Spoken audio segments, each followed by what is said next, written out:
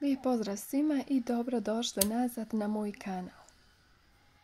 Danas vam pokazujem recept koji mora da se nađe u svakoj kuhinji. Domaći sos od paradajza. Jednostavan je, pun ukusa i toliko mirisan da će vam cijela kuća zamirisati kao italijanski restoran. Bilo da ga koristite za pastu, picu ili kao dodatak jelima. Ovaj sos će vam postati omiljeni. Ostanite do kraja jer dijelim i trik zbog kojeg će sos biti savršeno gust i aromatičan svaki put. Za početak sam pripremila i temeljno oprala oko 40 kg zrelog paradajza. To nam je osnovni sastojak za ovaj preukusni sos. Nakon pranja paradajz sam poredala na kuhinjski pult. Izgleda savršeno, zreo, sjajan i spreman za dalju obradu. Paradajz zatim isijecite i odstranite sve dijelove koji nisu dobri za upotrebu, poput zelenih vrhova, udubljenja ili oštećenja.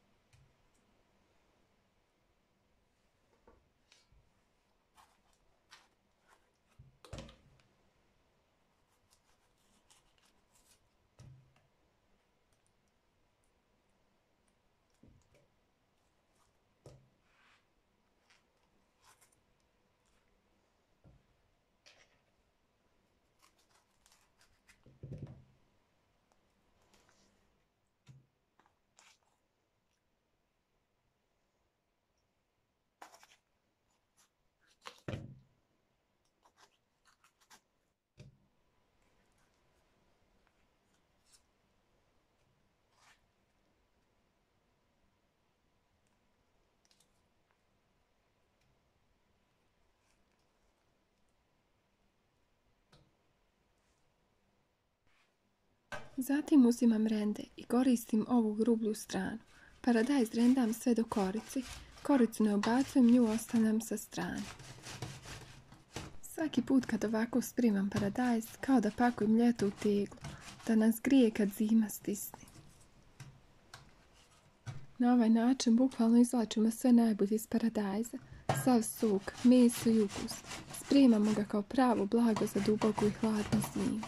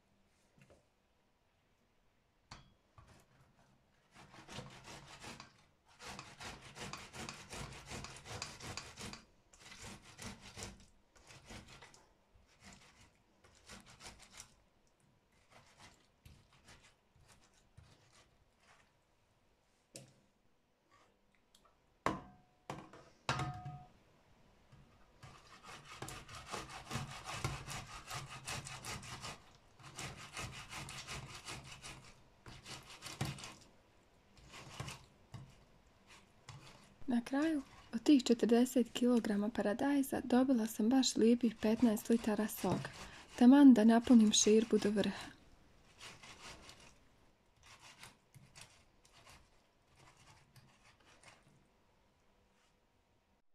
Sav sok koji iscijedim od paradajza odmah sipam u veliku širbu. Moja ima zapreminu oko 15 litara, taman da sve lijepo stane.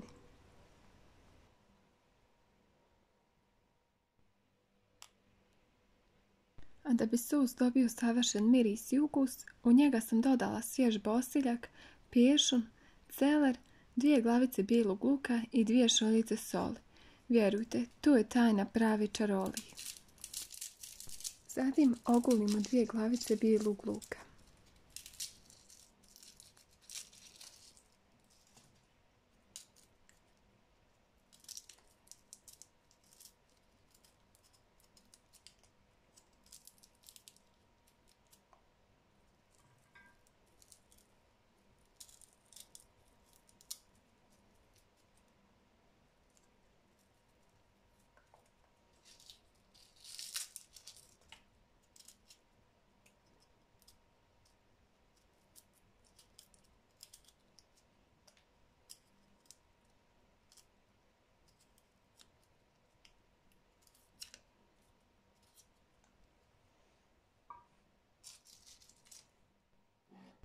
Nakon što ste dobro oprali začine, fino ih sitno isjeckajte.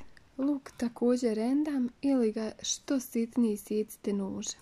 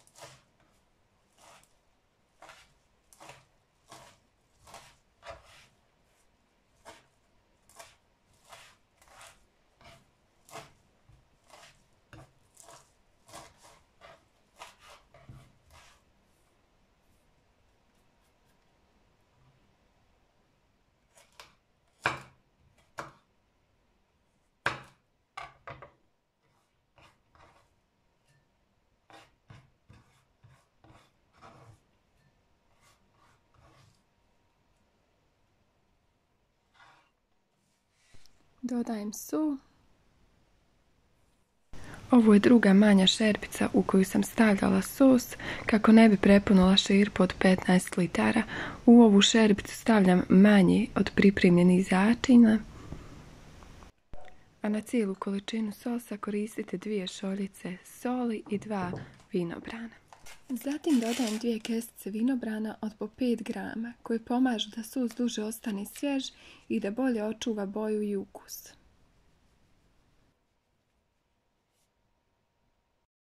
Sve dobro izmiješajte da se začini ravnomjerno rasporede i da sos upije njihove ukuse. Kad smo sve dobro promiješali, ostavimo sos da odstoji sat vremena. Tako će svi začini bolje da se povežu i sos će biti još ukusniji.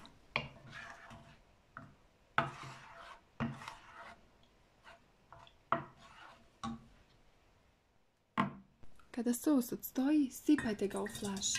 Mogu biti plastični. Dobro ih zatvorite i čuvajte na hladnom i tamnom mjestu.